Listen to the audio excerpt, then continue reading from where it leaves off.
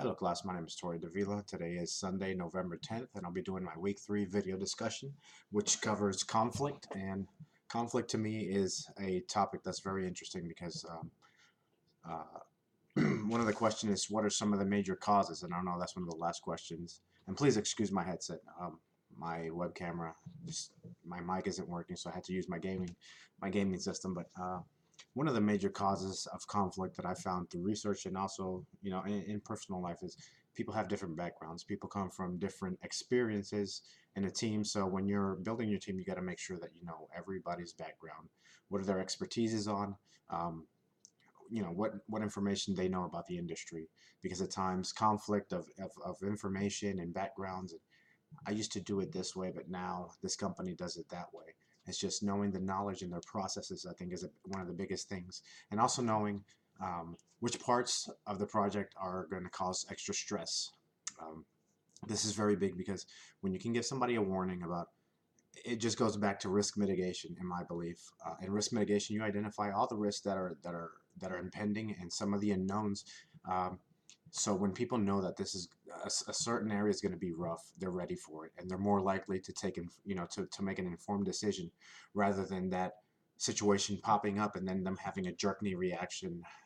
In my experience, the reaction is rather, "Whoa, they told me this is going to happen. I need to be careful around this. Um, he said this is going to happen, so let's take this on. Okay, so here we go." And usually at that point, they're a little more calm. They're a little more rational in making that decision. Um, some of the major conflict resolution techniques that occur in a project, like I said, it's usually sitting down and knowing what's the reason. There's many causes. This goes back to causes. Sometimes it's schedules. Me working for the Department of Energy, there's multiple programs, and at times we're splitting resources. We're using one resource. We got to test these electronics, but there's two projects competing for that tester space. And the best way, and at times it gets pretty heated because everybody wants to use the tester because we all have deadlines. And the best way to do conflict resolution in these manufacturing environments and elsewhere is to sit down, understand both sides of the parties, what their grievances are, and try to reach a compromise. Like, let's just consult with each other, and by both being mad, nothing gets resolved. We're both at a standstill. So let's do something to where we can actually move forward. Both teams benefit. It might not be at the speed that we accorded, or it might not be the terms that are ideal for either team, but it's something that's going to push them both equally forward, rather than having them stuck in a deadlock arguing over something that's delaying the project and creating an even bigger problem. Um, how does conflict originate on a project? At times, I think conflict originates in a project by project management not having their ear to the ground and not communicating. A lot of gossip goes on in the background of a project. There's a lot of rumor that doesn't make it to the manager, and I think it's up to the manager to gauge his employees on a very frequent basis and see what's going on. Ask for new ideas and innovative ideas. Pull your team members to the side, or pull outsiders, the outsiders in conflict inside, and say, hey, what's going on?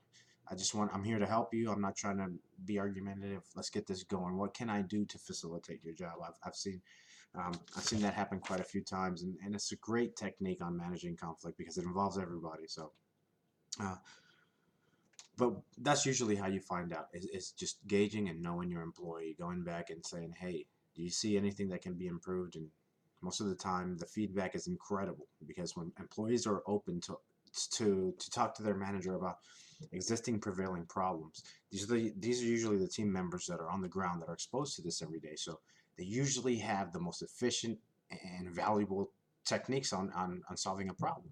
It's basically, the foot soldier has the best idea of how the battleground is built. So that being said, this takes me to what are the major causes and how does the PM manage? Um, I think what are the major causes? I'm sorry, let me read this again. What are the major causes of conflict, and how does a PM manage the conflict? This is on the ending note. This is just something that the PM has to stay on top of. Knowing your team, knowing their backgrounds, keeping everybody informed, and absolutely giving all of your team members a voice in which they can, without repercussions, voice their concerns, any conflict, any run-ins they're having, if they're butting heads with somebody. let's just de-escalate this, and let's just get to a solution rather than holding animosity against other programs, other team members, people holding grudges. All this, it just delays the project. So it's never personal. Like, people shouldn't be taking these conflicts as personally as sometimes I see them. It's never personal. If there's a problem, if somebody messed up, we have to get over it and move on. It's not we're gonna sit there and bash whoever, because it solves nothing. In most cases, I've seen that when there's something that somebody raises their hand and says, "Hey, I messed up." Okay, that's great. We identified it. Let's move on. Let's see how we can avoid that next time, and let's just move on. Um, People a lot of time, and that's what conflict I think centers itself on, is that fear, and everybody's gonna get on me, and it's just me, and I didn't know.